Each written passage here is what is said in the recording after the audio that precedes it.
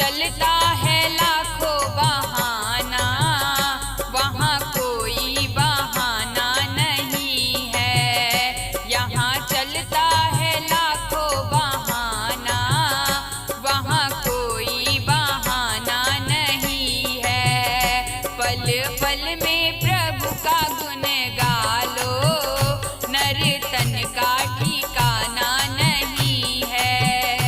पल पल में प्रभु का गुण गा लो, नर तन का ठिकाना नहीं है।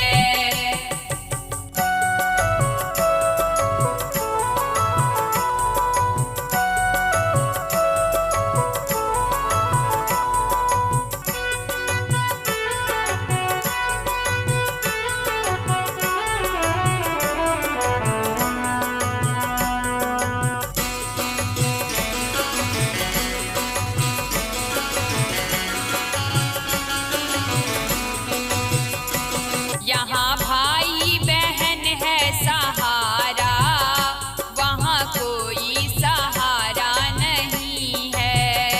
यहाँ भाई बहन है सहारा, वहाँ कोई सहारा नहीं है।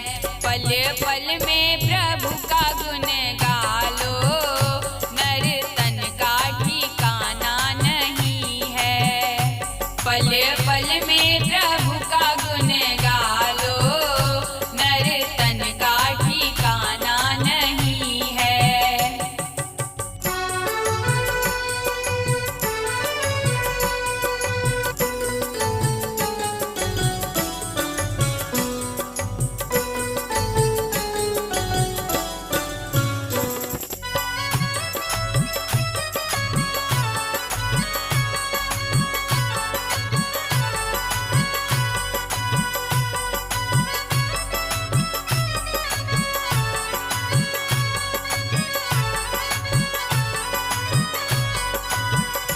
यहाँ धन संपत्ति का खजाना, वहाँ कुछ भी ले जाना नहीं है।